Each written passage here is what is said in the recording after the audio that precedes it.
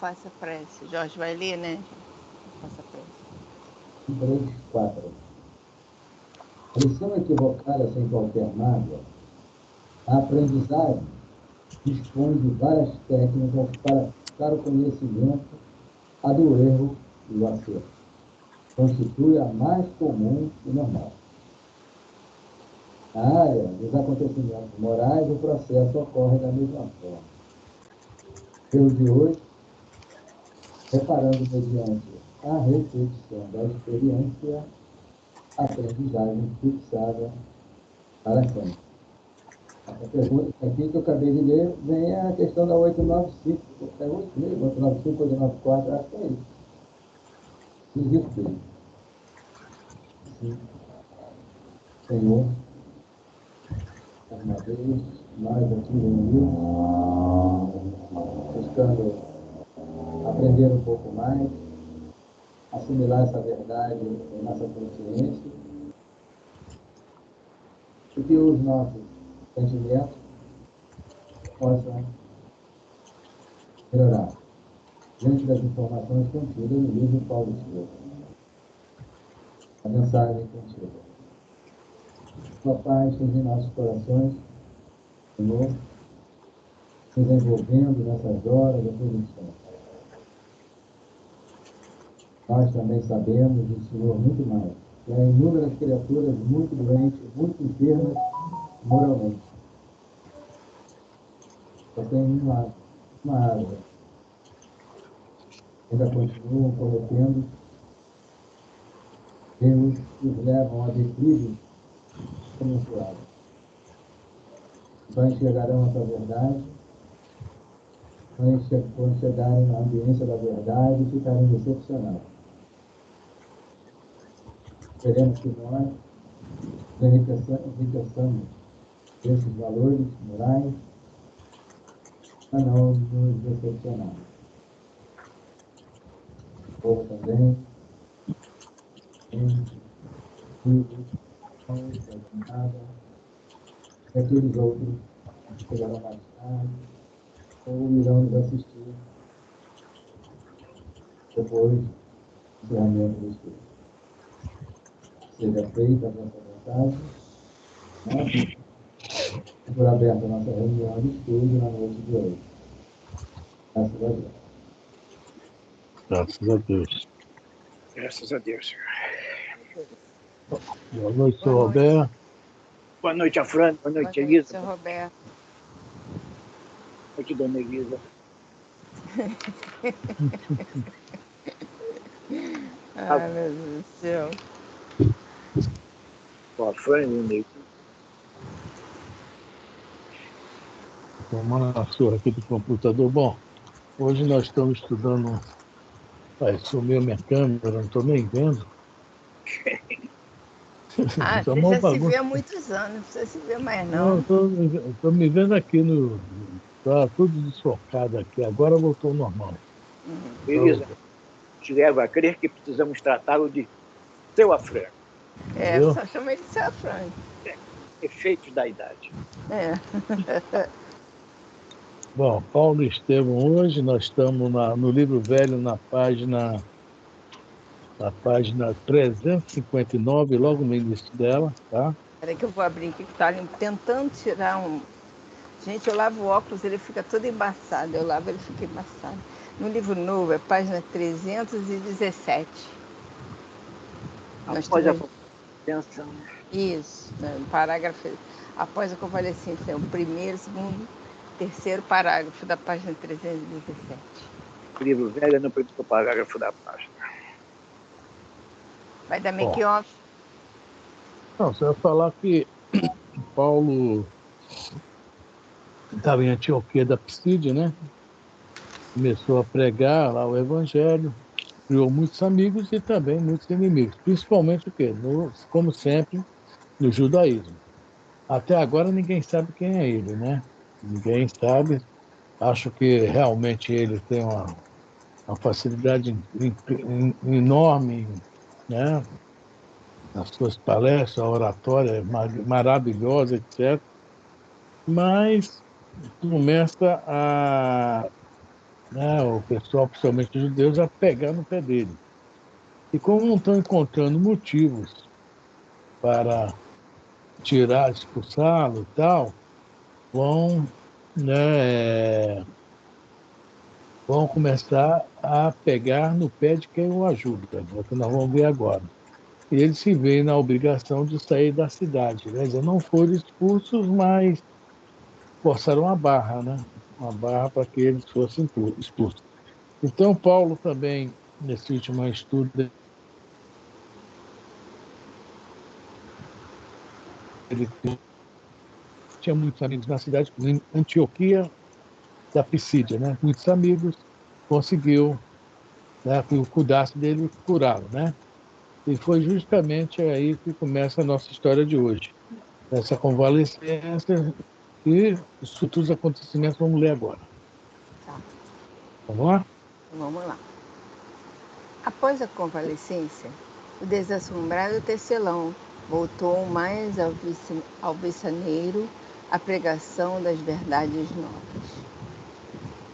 Observando-lhe a coragem, os elementos judaicos, ralados de despeito, tramaram sua expulsão sem qualquer condescendência. Por vários meses, o ex-doutor de Jerusalém lutou contra os golpes do farisaísmo dominante na cidade, mantendo-se superior a calúnias e insultos. Todavia, quando revelava seu poder de resolução e firmeza de ânimo, eis que os israelitas descontentes ameaçavam Ibraim e Eustáquio com a suspensão de regalias e banimento. Os dois antigos habitantes de Antioquia da Pisídia eram acusados como partidários da revolução da desordem. Altamente comovidos, receberam a notificação de que somente a retirada de Paulo e Barnabé poderia salvá-los do cárcere e da flagelação. Como eles não podiam por um lado, foram pelos outros. O que é que o cara tinha a ver com isso, os dois, né? O Ibrahim foi quem deu a mão ao Paulo, o Eustáquio, aquele que deu a mão ao Barnabé, né? Foram os seus patrões, né? Eles tinham a ver com isso, né? Mas a covardia, né? Eles não estavam conseguindo meios de unir Paulo e Barnabé. Então, vamos, né? Pelo lado mais fraco, que no caso também eram judeus, né? Esses dois, né? E o que é que Paulo vai fazer? O que é que Barnabé vai fazer?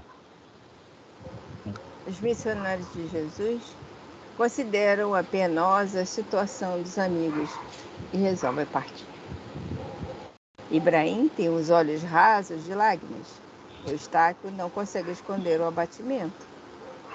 Ante as interrogações de Barnabé, o ex-rabino expõe o plano das atividades futuras. Demandariam Icônio, pregariam ali. Um instantinho. Eu botei a foto aí no grupo de estudo, no Zap, tá? Mostrando essa primeira viagem, tá? A gente vai ver que Icônio é depois, naquela famosa curva que que o vento perdeu o rumo, né? Isso é interessante. Então, ajuda a perder a bota, o vento, onde o vento faz curva. Mas ainda tem mais duas cidadezinhas depois. Mas hoje vamos estudar Icônio, né? Achou aí, Elisa? Quem está no celular isso. Não, Né? já vi aqui. Aí lá em cima, Icônio, Licaônia, Icônio. Aí vem uma setinha para baixo e outra assim. Então, onde ele vem da bom. Então, ele saiu de Antioquia, da Pisídia, né? E Gente, é longe pra caramba de Antioquia. 100 quilômetros. 100 quilômetros. No meio do mato, cobra, percevejo, mosquito da dengue, chikungunya, Covid. Hoje em dia não tem nada de diferente. É, só que não tem ônibus, não tem avião, não tem nada. É só bicho no meio do mato mesmo. Ah, boa noite, Consuelo. Boa noite. Boa noite. Elisa, Boa noite, Consuelo. Boa noite. Boa noite. Eu achei interessante que é bom a gente dar uma olhadinha sempre nessa, de vez em quando nesse mapa, porque a gente vai ver o que a primeira viagem. São três viagens, né? No caso, tem a quarta, mas que não vai aparecer aqui. Então, quando começar a segunda, a gente manda também o quadrinho, para a gente ir se situando. Porque eles já andaram, tá? Eles saíram de Antioquia, cá embaixo à direita, né? Vão fazer esse caminho, depois vão voltar por outro, tá? Vão voltar por outro caminho. Vão descer, né? Desceram para Salamina, Pafos, Atália, Antioquia, agora estão indo para Icônio. Vão voltar, Perge também, passando em Perge. Tá? Então vamos lá, certo?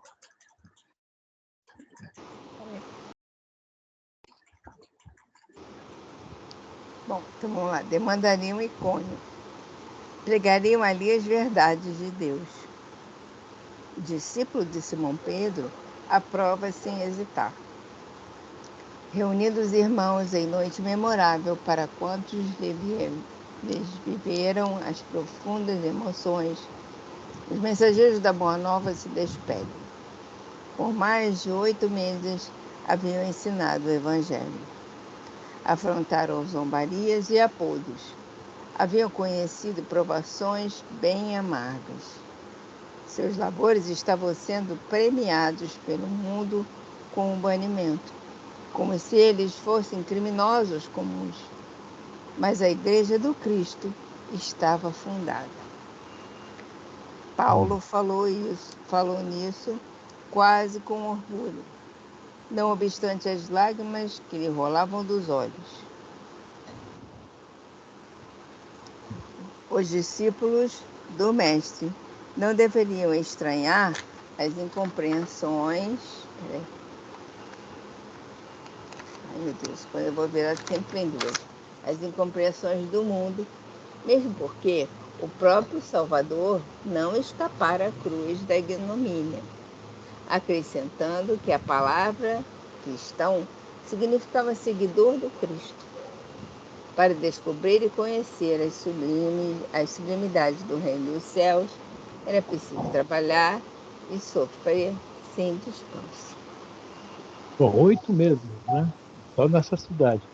E a gente vai ver. Depois eu vou pesquisar quanto tempo. Eu faço isso no Google, acho, né? Quanto tempo durou cada viagem. Tá? Isso é fácil de encontrar, mas é interessante, né? As dificuldades, tá? Tudo que eles passam, né? A gente está vendo que alguns lugares eles são expulsos de boa. Esse aí mesmo foram expulsos, mas não, de boa, tá? Mas alguns lugares vão ter problemas maiores. Então, é isso aí, né? Vamos continuar a nossa viagem junto a eles. A Assembleia Afetuosa, por sua vez, acolheu as exortações, lavada em lágrimas. Na manhã imediata, munidos de uma carta de recomendação de Eustáquio, carregando vasta provisão de pequeninas lembranças dos companheiros de fé, puseram-se a caminho, intrépidos e felizes. O percurso excedente a 100 quilômetros foi difícil e doloroso, mas os pioneiros não se detiveram na consideração de qualquer obstáculo. Agora, isso é muito importante a gente observar, né? Esses que apoiam eles nessas cidades, ou seja, também são espíritos que já estavam preparados para isso, né? E eles vão ter sempre essas cartas de recomendação. Isso ajuda muito, né? Chegar num lugar onde não se conhece ninguém, para começar do zero, igual de começar um pouco antes, né? Agora já estamos tendo essa facilidade. Mas isso não significa que está tudo bem, não. Aí vai vir um outro nome agora, que também aparece nas suas cartas, tá? No Atos dos Apóstolos, no nome da pessoa a quem Eustáquio recomendou ele. Vamos lá. Quem quiser falar, pode falar. Hoje é mais ler, né? É mais ler. Eu estava até falando semana passada. Daqui para frente, como são as viagens, tem muita coisa interessante, mas a gente vai vendo mais assim, ó, o relato das dificuldades das viagens que eles passaram, que no Atos dos Apóstolos é bem resumido. Não podia escrever tudo também, senão naquela época nem tinha condições de escrever tudo. Pergaminho era caro, papiro era caro, tinta era caro, quer dizer, havia mil e uma dificuldades para se escrever muito. Tá? Devido a isso, a própria Bíblia, né, é escrita de uma forma bem simplificada, começando desde o Antigo Testamento, né? E havia os detalhes, que aqui eu já não sei se o grego tinha, né? Então, os pontos, vírgulas, etc. É que o Atos dos Apóstolos já foi escrito por Lucas já em grego. Mas o hebraico antigo não, era tudo direto. Isso que nós temos hoje na Bíblia, né? É o bom samaritano, parábola do bom samaritano. Nada disso que antigamente, era tudo direto. Né? Isso começou, esse subtítulo dentro da Bíblia, em 1600 alguma coisa, tem um inglês aí que eu não me lembro o nome, que começou isso. Até lá, mesmo traduzindo para o latim, era tudo direto. Tá? Então vamos lá. Chegados à cidade, apresentaram-se ao amigo de Eustáquio, de nome Onesífero, recebidos com generosa hospitalidade no sábado imediato, antes mesmo de fixar-se no trabalho profissional. Paulo foi expor os objetivos de sua passagem pela região. A estreia na sinagoga provocou animadas discussões. O elemento político da cidade constituía-se de judeus ricos e instruídos na lei de Moisés. Contudo, os gentios representavam em grande número a classe média. Estes últimos receberam a palavra de Paulo com profundo interesse, mas os primeiros desfecharam grande reação logo de início. A reação deles, a gente vai ver agora, é sempre a mesma. Né? Eles não aceitavam devido àquela visão do Messias Salvador, guerreiro, em cima do cavalo, né? Disposto à briga, à luta, conquistar tudo na dureza. Então, quando Paulo começa a falar, em vários lugares vai ser assim, né? Sobre, assim como foi com Estevão, né? Falar sobre esse Messias, pô, mas foi colocado na cruz, que era o modo de punir o pior criminoso que havia na época, a crucificação, né? Poxa, como é que pode um Messias desse? Então, vamos lá. Houve tumultos. Os orgulhosos filhos de Israel não podiam tolerar um Salvador que se entregara sem resistência à cruz dos ladrões. A palavra do apóstolo, entretanto, alcançara tão grande favor público que os gentios de Icônio ofereceram-lhe um vasto salão para que lhes fosse ministrado o ensinamento evangélico todas as tardes. Olha Divaldo falando aí no exterior. Divaldo falando no exterior. É. Ele não fala. Geralmente ele não fala em centro espírita. Não. Num clube alugado, num salão, né, de palestras alugado para ele fazer apresentação. Aqui, um vasto salão para que eles fossem ministrados no seu momento evangelho. O Divaldo foi na China, mas a China de 20, 30 anos atrás, não me lembro bem, que é uma China diferente de hoje, né? E lá ele falou num restaurante. Um restaurante. Né? Quer dizer, foi o lugar que conseguiram dar para ele falar. E naquela época não havia igrejas, como nós conhecemos hoje, né? Isso é uma coisa bem mais, entre aspas, moderna, né? Havia, assim, as casas, né, esses salões, havia a sinagoga, só que a sinagoga só aturava Paulo durante 2, 3 vezes, depois não aturava mais, né? E iam se arrumando, se ajeitando. Assim começou o cristianismo. O cristianismo não era institucional. Quem lê o livro A Esquina de Pedra vai entender isso que a gente está falando. Quando começaram a institucionalizar o cristianismo, muda tudo. Em primeiro lugar, a primeira coisa que eles começam, né, a acabar mesmo, pode falar assim, a cortar com a questão mediúnica, a questão da profecia. Tá? Começa a cortar isso aí. E assim por diante, vão cortando um monte de coisas que não havia nesse início. A doutrina cristã é de total assim, liberdade. Ninguém é obrigado a se prender a nada.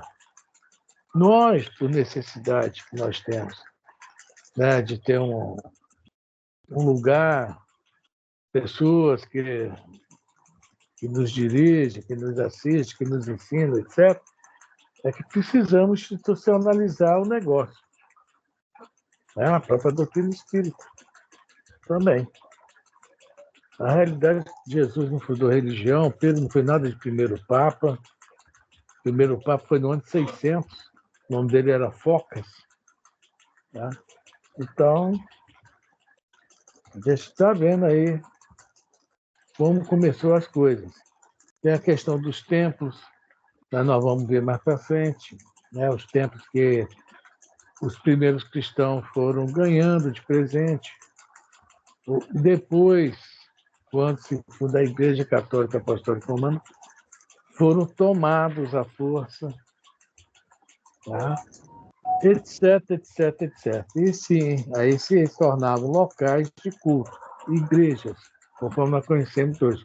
Que essa palavra igreja, do grego eclesia, era simplesmente local de reuniões. Não determinava um local em especial, podia ser um quintal, debaixo de uma árvore, uma sala, né? Um local para reuniões, para as eclesias. Tá? Também está no livro Esquina de Pedra, né, Elisa? É tudo isso lá. É muito interessante esse livro. É, muito bom. Eu li ele emprestado e depois eu comprei ele. Queriam notícias do novo Messias. Interessavam-se pelos seus menores feitos e por suas máximas mais simples. O ex-rabino aceitou o encargo, cheio de gratidão e simpatia. Diariamente, terminada a tarefa comum, compacta multidão de iconienses aglomerava-se ansiosa por lhe ouvir o verbo vibrante. Dominando a administração, os judeus não tardaram em reagir, né? Não iam deixar de aparecer. Mas foi inútil a tentativa de intimidar o pregador com as mais fortes ameaças. Ele continuou pregando, intrépida e desassombradamente.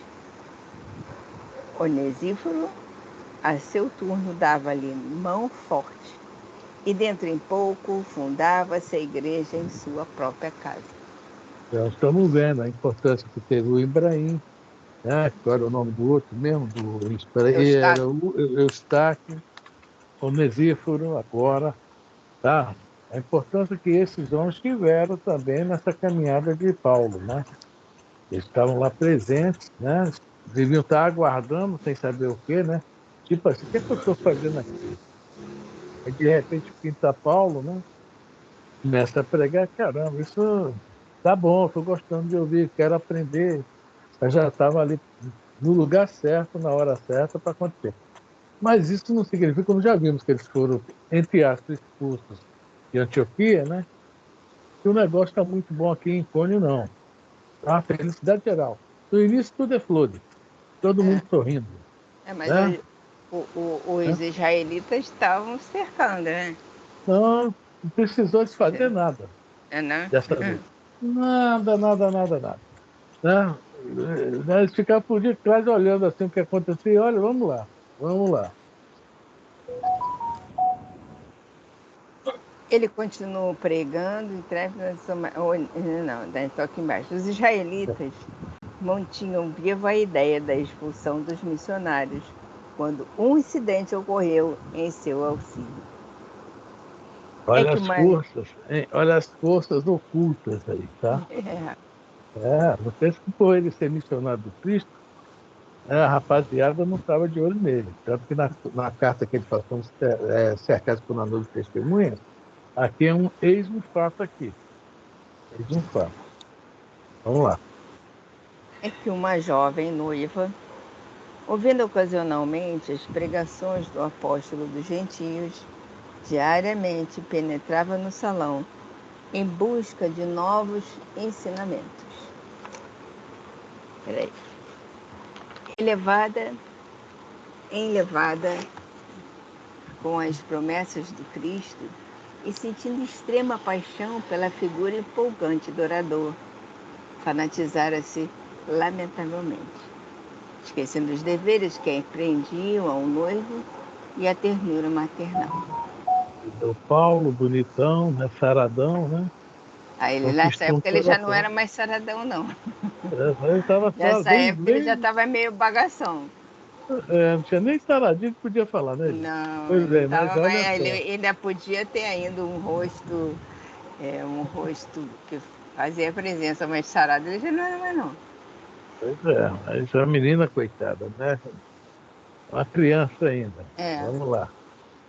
Tecla, que assim se chamava, não mais atendia aos laços sacrossantos que deveriam honrar no ambiente doméstico.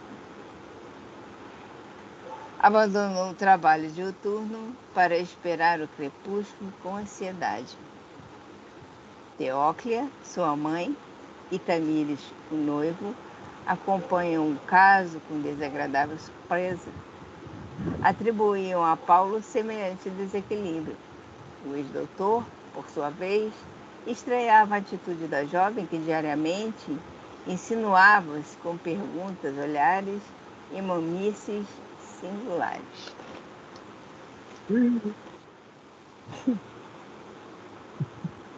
Aí começou toda a história atual.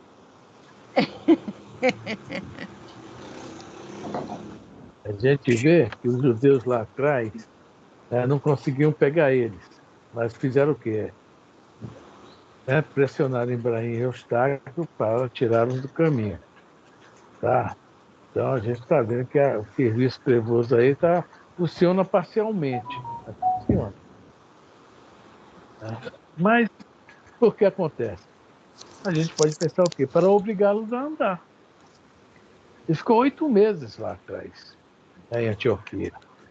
Né? Então, os espíritos, os bons espíritos falaram, esses caras estão falando muito aqui. Tem mais lugares para ir, vamos andar. Tudo tem um motivo, né, uma razão de ser. Mas é muito interessante isso aí. Vamos lá? Certa vez, quando se dispunha a voltar para a casa de Onesíforo, em companhia de Barnabé, a moça lhe pediu uma palavra em particular. Ante suas perguntas atenciosas, Tecla corava gaguejando. Diz, filha, murmurou o apóstolo um tanto preocupado. Deves considerar-te em presença de um pai. Senhor, conseguiu dizer ofegante, não sei porque tenho recebido grande impressão com a vossa palavra. O que tem ensinado, esclareceu Paulo, não é meu, vem de Jesus, que nos deseja todo bem. De qualquer modo, porém, disse ela com mais timidez, amo-vos muito. Paulo assustou-se. Não contava com essa declaração. A expressão amo-vos muito não era articulada em tom de fraternidade pura, mas com laivos de particularismo que o apóstolo percebeu sobremaneira impressionado. Depois de meditar muito na situação imprevista, respondeu convicto: Filha, os que se amam em espírito unem-se em Cristo para a eternidade das emoções mais santas. Mas quem sabe está amando a carne e vai morrer? Respostinha bem interessante, né? Ou seja, uma paixão. É, Né? Algo fácil. amando a carne, não é de espírito para espírito. Quando nós vemos o amor de espírito para espírito, o que é o filme, né? O Paulo, lá, o bonitão da igreja, né? Ela resiste, espera o momento certo, mas quando vai no momento certo, vê ele casada com outra. Quando ele fala, estou casado agora, mas vou separar. Não, não. Ela não. Continua casada. Não conheço ela, mas desejo a você ela toda a felicidade do mundo. Quem ama em espírito só quer o bem do outro. Não importa que é a carne, né? Não participe disso, daquela encarnação. A resposta dele, mas é muito, muito filosófica essa resposta, né? Então, uma menina que nem judia ela, né?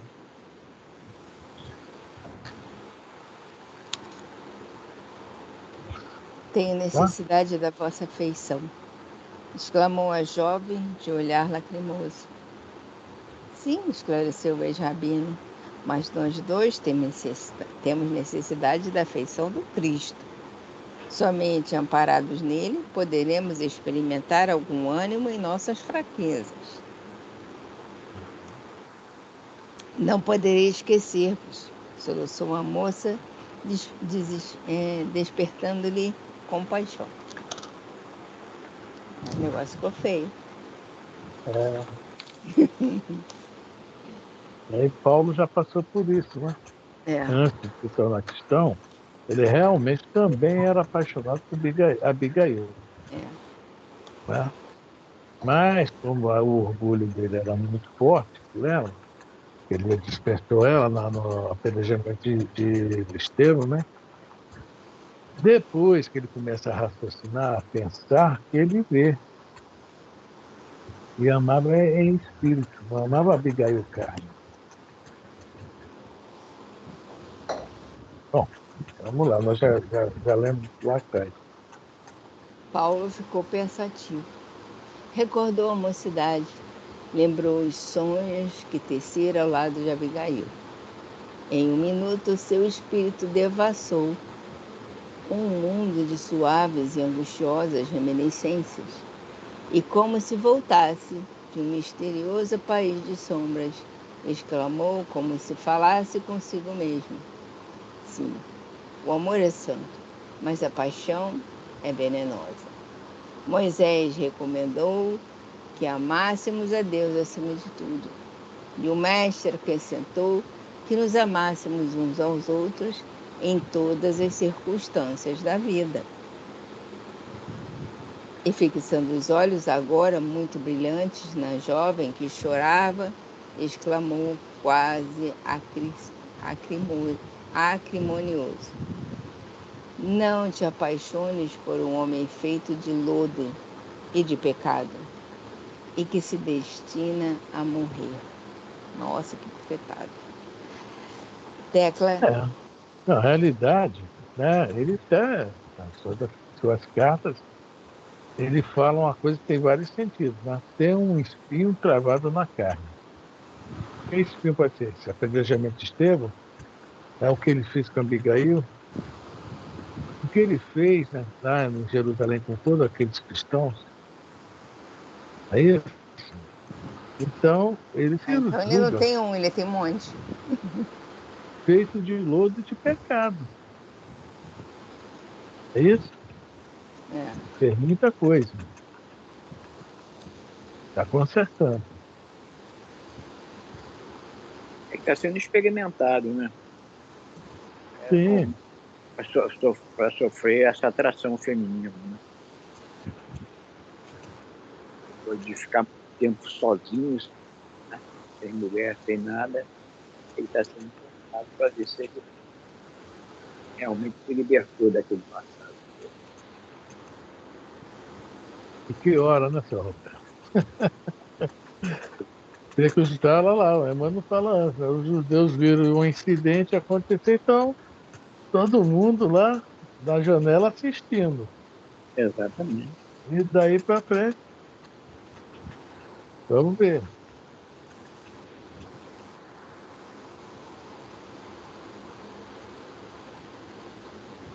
Tecla. ainda não voltaram a si da própria surpresa, quando um noivo desolado penetrou no recinto deserto.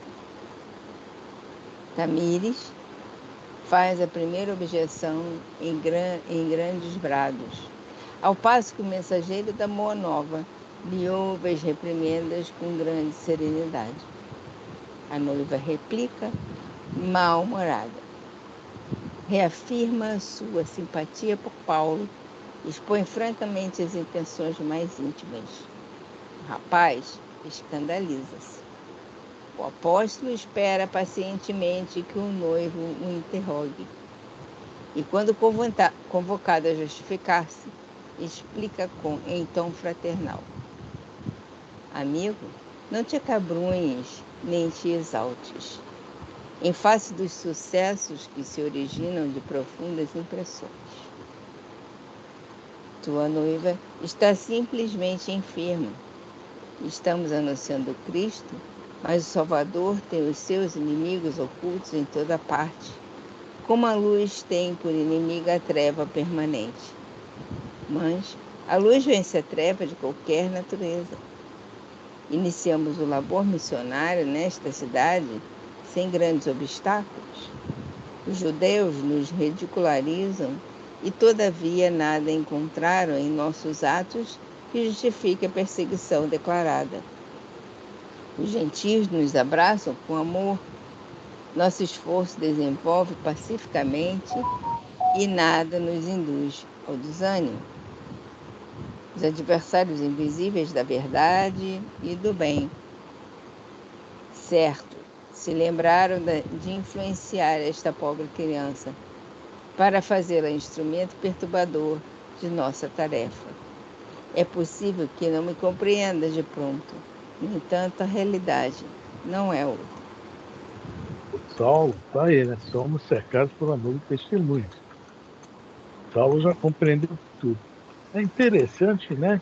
Que ele, Saulo, estou eu de novo com Paulo, que Paulo não acompanhou Cristo, né? Combateu Cristo, mas depois que eles viram a casaca, né? Tira aquele uniforme feio, bota aquele uniforme branco, verde grená, né? Ele começa a entender mais a doutrina cristã que os outros. Com exceção de Estevão e João, parece que quem mais entendeu a doutrina cristã foi o Paulo, sem conviver com Cristo. O Estevão também não conviveu com Cristo. Pedro, mais à frente, também vai fazer o Tiago, que era um dos cabeças do movimento, depois da morte do crucificação de Cristo. Aí outros também tiveram, a gente lê no livro Boa Nova, que não eram tão, né? Felipe também era bem adiantado. Não. O Felipe era mais digamos, um programa mediúnico no Evangelho, né? Quando vem Atos dos Apóstolos, a gente vê que até fenômeno de desmaterialização e materialização, Felipe faz, né? Quando ele está com aquele eunuco, né? Que era o general de uma rainha lá da época, ia falar lá o país e tal, e estava lendo o Evangelho, e Felipe, hein? Etiópia. Qual o nome da rainha? Era lá da Etiópia. Da Etiópia. Né? Da Etiópia.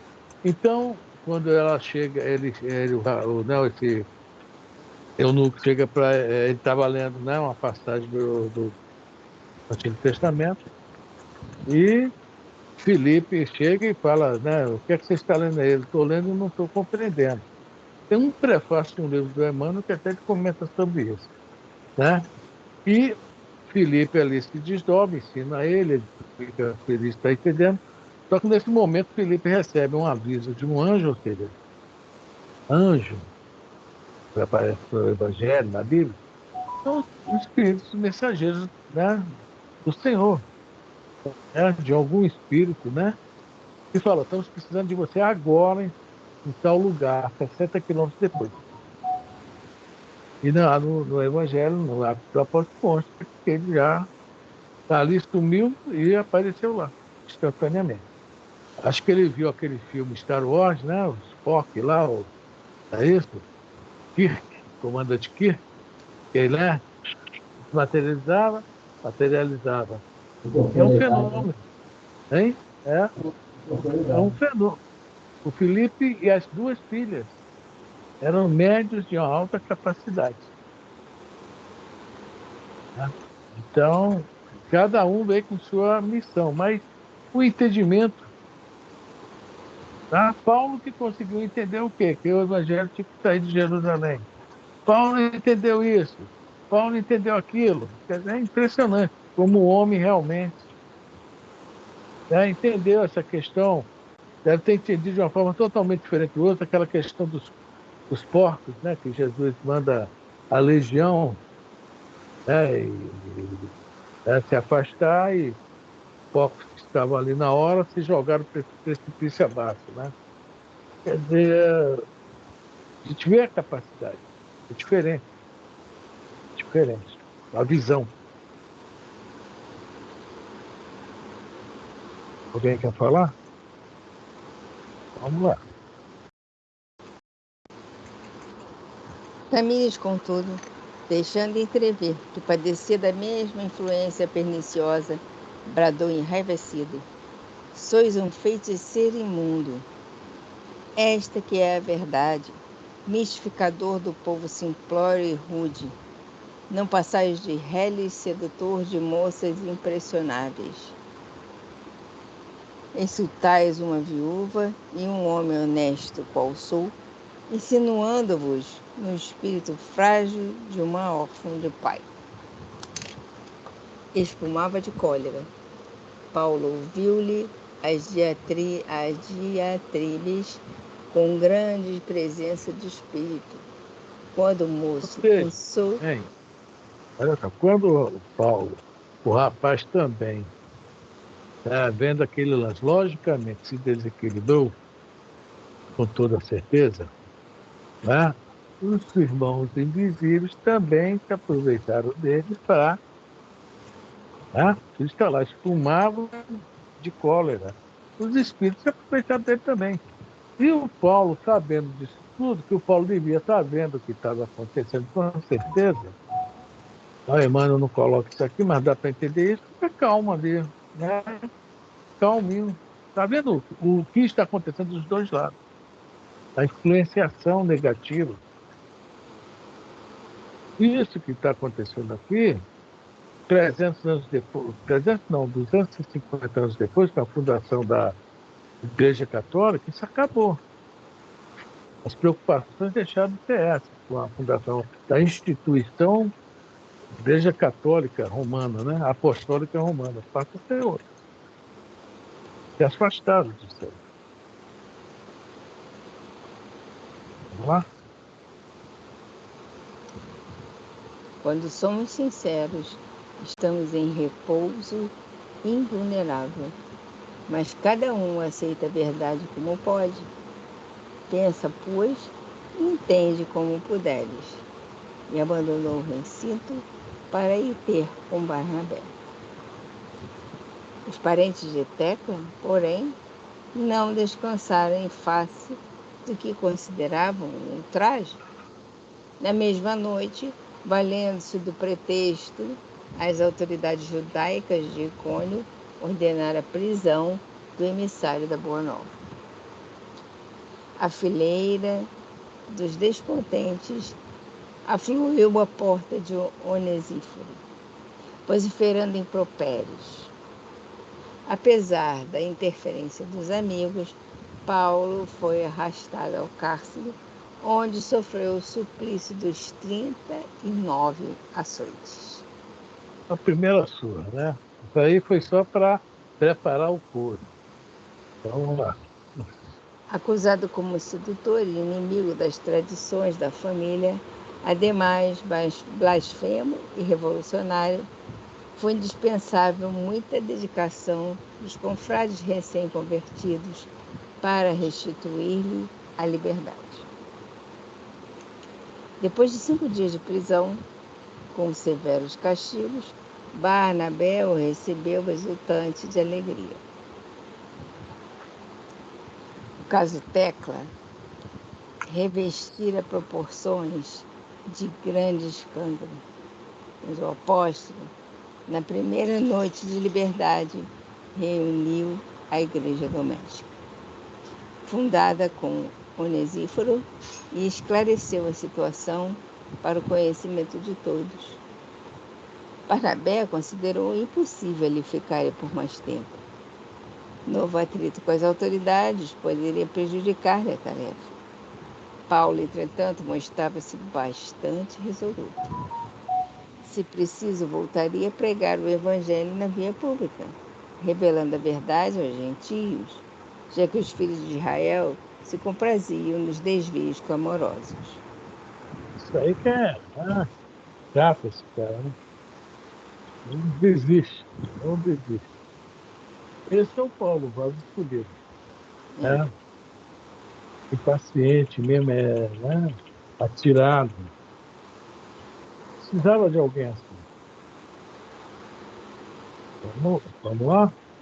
Chamada a opinar, Onesíforo ponderou a situação da pobre moça, transformada em objeto da ironia popular. Tecla era noiva e órfã do pai. Tamires havia criado a lenda de que Paulo não passava de poderoso feiticeiro. Se na qualidade de noiva ela fosse encontrada novamente junto do apóstolo, mandava a tradição que fosse condenada à fogueira. Viu? Aí você vê, né? Um caso, né, de mediunidade. Tá? Naquela época não havia o livro dos médios, né? Não havia quem pudesse, assim. Poucos entendiam isso, poucos, raros.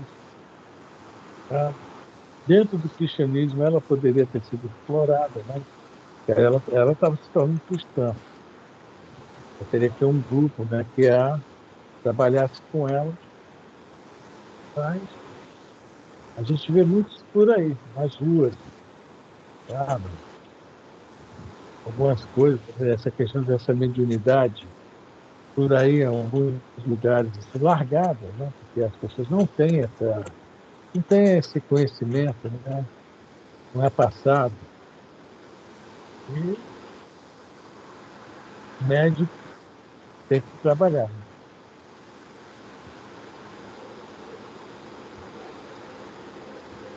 Então vamos lá. Ciente das superstições regionais, o ex-rabino não hesitou um minuto. Deixaria o cônio no dia imediato. Não que capitulasse diante do inimigo invisível, mas porque a igreja estava fundada e não era justo cooperar no martírio moral de uma criança. Então veja bem, lá em Antioquia eles foram expulsos numa boa. Agora estão sendo expulsos, mas o Paulo já levou uma casquinha aí de recordação, né? É. A internet da cultura não está legal, não. Né? E a vida continua, tá? E a vida continua. A gente está rindo, né? Ai, ai, ai. A decisão de Paulo mereceu aprovação geral. Assentaram-se as bases para a continuação do aprendizado evangélico. Onesíforo e os demais irmãos assumiram o compromisso de velar pelas sementes recebidas como dádiva celestial. No curso das conversações, Barnabé estava pensativo. Para onde iriam? Não seria justo pensar na volta? As dificuldades avultam dia a dia e a saúde de ambos, desde a internação na margem do Cestro, era muito inconstante. O discípulo de Pedro, contudo, conhecendo o ânimo e o espírito de resolução do companheiro, esperou pacientemente que o assunto aflorasse espontaneamente e naturalmente. Ele já sabia, ele já quer voltar, né? Mas o outro não vai querer. Vamos lá no mapa. Eles estão em Icônio, ainda tem Listra e Derbe. Vamos agora para a lista, vamos lá. Em socorro dos seus cuidados, um dos amigos presentes interrogou Paulo com vivacidade. Quando pretende partir? Amanhã, respondeu o apóstolo. Mas não será melhor repousar alguns dias? Tendes as mãos inchadas e o rosto ferido pelos açoites? O doutor sorriu e falou prazenteiro. O serviço é de Jesus, e não nosso. Se cuidarmos muito de nós mesmos, nesse capítulo dos sofrimentos, não daremos conta do recado. E se paralisamos a marcha nos lances difíceis, ficaremos com os tropeços e não com o Cristo. Essa frase dele aqui vale para todo o estudo dessa noite. A gente, né, trabalhar ela, né? Serviço de Jesus e não nosso. A gente falou tem falado daquela palavra do Google no Libertação, né, Elisa? Nós voltamos a repetir na quarta-feira, né? O serviço é do Cristo e não nosso, ou seja, nós temos que aprender o quê? Se o serviço é dele, né? Tem que aprender o serviço dele, que é aquela questão do nos abrirmos para todos, né? Questão realmente de irmãos espirituais, né? O Google fala no Libertação. Se cuidar muito de nós mesmos, não daremos conta de recado.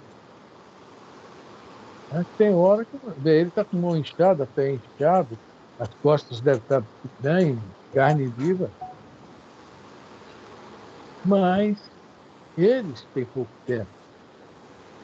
Tem que. As dificuldades estão vendo, mas não podem parar.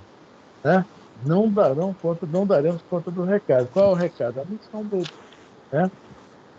E se paralisarmos a marcha no lance difícil, ficaremos com os tropeços não com Cristo. Isso a gente pode levar para nós mesmos, né? E toda vez que a gente estiver sofrendo, dar uma parada, né? Para se cuidar muito, está nos faltando o quê? Obediência e resignação, o Evangelho segundo o Espiritismo. A obediência aceita o sofrimento pela razão, não é isso? É a resignação pelo coração. Então, se toda vez que a gente cuidar demais de nós em certo momento, esquecendo do resto, dos outros, principalmente, né? Nós também não estamos dando o recado do nosso aprendizado cristão, que é para nós. Se paralisar a marcha dos artifícios, ou seja, as dificuldades do nosso dia a dia,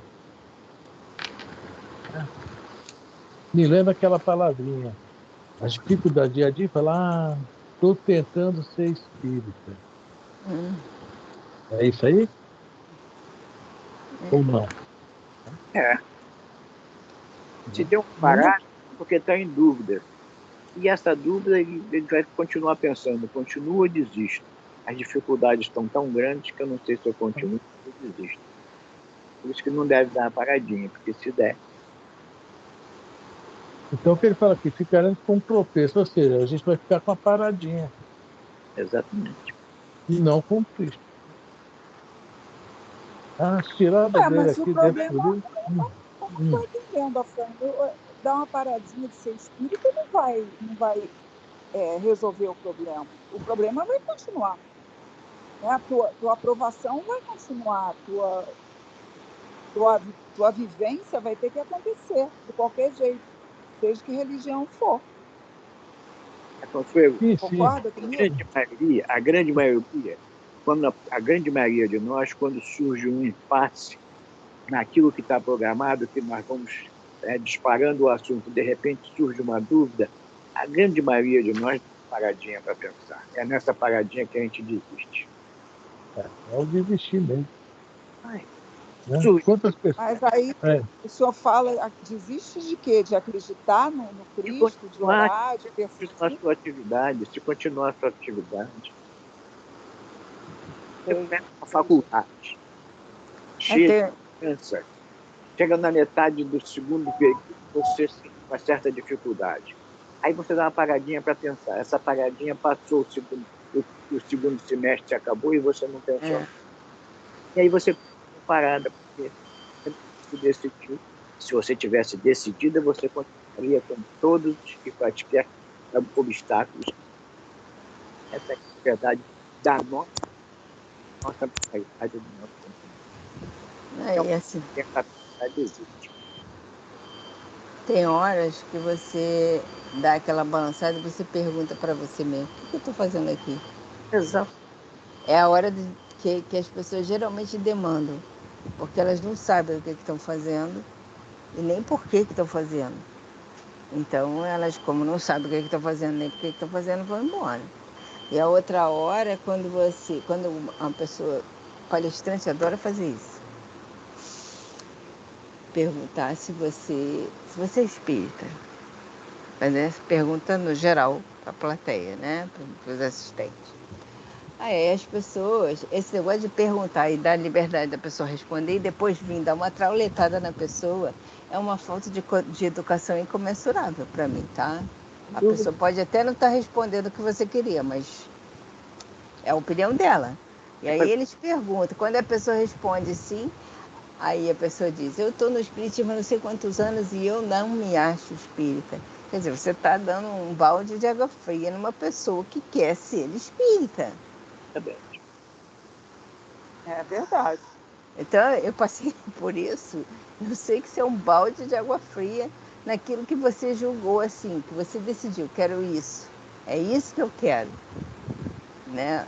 Eu acho que é um balde de água fria. Desnecessário, por acaso, né? Porque não quer dizer que se você ainda não cumpriu todos os propósitos que a pessoa colocou, que você não seja espírita. Às vezes você tem muito mais coisa dentro de você do que aquilo que ele acabou de falar, né? Exato, né? Também acho.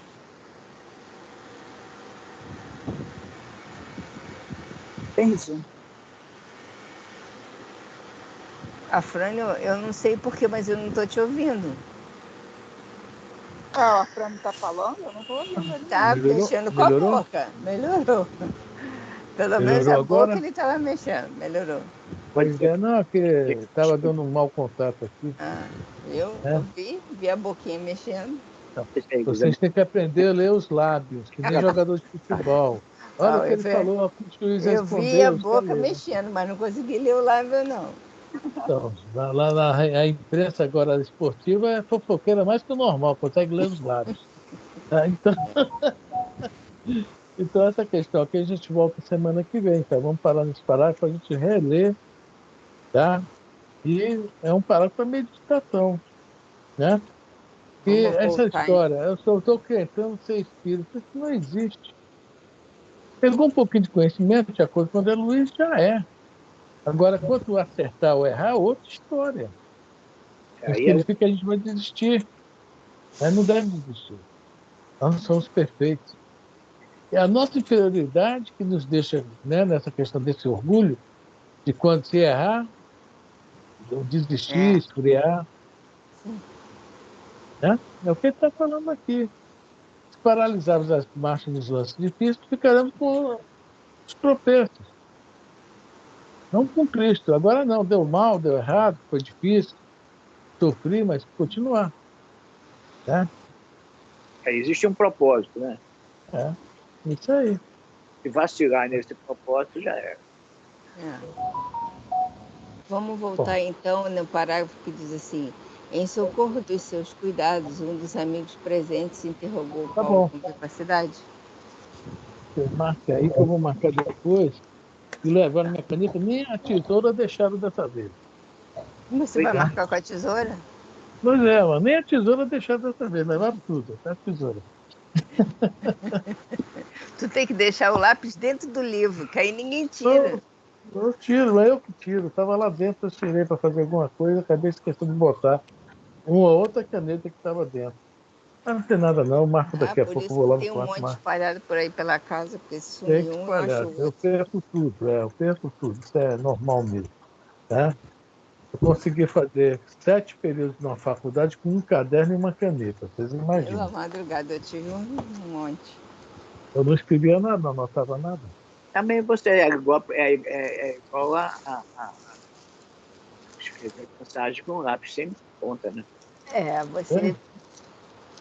Você fazia tudo por intuição, né? Tudo por Exatamente. inspiração. Ai, meu Deus No do meu céu. caso, a intuição não foi favorável. Eu tinha que estudar mesmo. Tinha que copiar, estudar, decorar. O exemplo foi a psicografia do lápis, com o lápis sem. Ninguém conseguiu isso até hoje, São Roberto. Não, exatamente. Eu nunca, em 30 e tantos anos. Ai, ai, ai. Bom, gente, deixa eu.